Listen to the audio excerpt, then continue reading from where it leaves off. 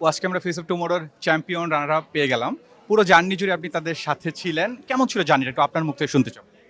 খুবই ভালো ছিল। আমি দেখেছি এই মানুষগুলো যখন অডিশন রাউন্ডে এসেছে তখন তারা কতটা প্রিপেয়ার্ড ছিল, এবং এখন যখন ওরা ট্রফি হাতে নিয়ে বাসায় যাচ্ছে বা যারা ট্রফি পায়ও নি, প্রত্যেকের মধ্যে আমি একটা পরিবর্তন দেখতে পেয়েছি।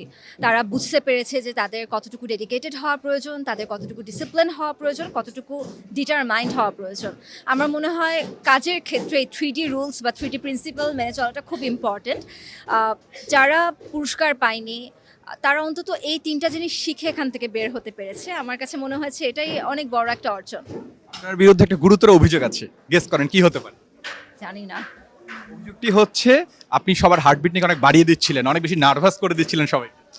এটা তো আসলে থাকে না, it's a part of my job. আমাকে বলাই হয়েছে যে ওদেরকে একটু ভীত করে তুলতে, ওদের মধ্যে একটু কি বলবো, ভয়টা বাড়িয়ে দিতে ওদের মধ্যে। তো ওটাই আমার জব যেহেতু ছিল আমি ওটাই করেছি। তবে আজকে একটু কম ভয় দিয়েছি, আমাদের এর আগের এপিসোডগুলোতে এর থেকে বেশি ভয় ওদেরকে আমি দিয়েছি। এমন ভয়ও পেয়েছে ওরা যে কান্নাকাটিও করেছিল কয়েকজন। আমাদের ইন্ডাস্ট্রি 20টি নতুন মুখ পেল, কি মনে হয় যে আমাদের ইন্ডাস্ট্রির জন্য এটা কতটা হেল্প? ইন্ডাস্ট্রির জন্য হেল্পফুল তো অবশ্যই, কিন্তু 20টা মুখ বের হলো। আমি যদি এর আগেরও কিছু কাজ দেখি, মানে এর আগে কিছু কন্টেন্টস বা ট্যালেন্ট হান্টিং শো, সেখান থেকে আমরা আসলে নতুন নতুন প্রতিনিয়তই প্রতি বছরই অনেক নতুন মুখ পাই।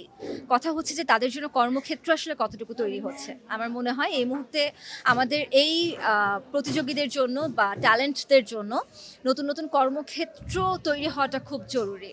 তাদের জন্য যদি আরও চ্যানেল এগিয়ে আসেন, প্রযোজক, তারপর নাট্য নির্মাতারা যদি এগিয়ে আসেন, তাহলে আমার মনে হয় তাদেরকে নিয়ে আরও অনেক ভালো কাজ করা সম্ভব। ছোট পর্দায় অভিনয় করছিলেন, উপস্থাপনা করছেন, হঠাৎ করে বড় পর্দায় আমরা দেখতে পেলাম। সামনে আরো কি কি করবেন? গান অন্তত কখনো করব না, এতটুকু আমি শিওর করতে পারি। সিনেমা দেখছে, অনেকে প্রশংসা করছে, প্রশংসায় ভাসাচ্ছে, একটি ভিন্ন রকম ব্যতিক্রমী পরিবার কেন্দ্রিক একটি গল্প। দর্শকদের উদ্দেশ্যে কি বলবেন? দর্শকদেরকে এটাই বলবো যে আপনারা আপনাদের পরিবারের সকল সদস্যকে সাথে নিয়ে শেকড় দেখতে যাবেন। এই মুহূর্তে যদিও এটা ঢাকার সিনেপ্লেক্সে প্রচারিত হচ্ছে না, তবে যখন আবারও এটা প্রচার করা হবে তখন অবশ্যই আপনারা আমাদের থেকে আপডেট পেয়ে যাবেন, তখন যাবেন আপনারা।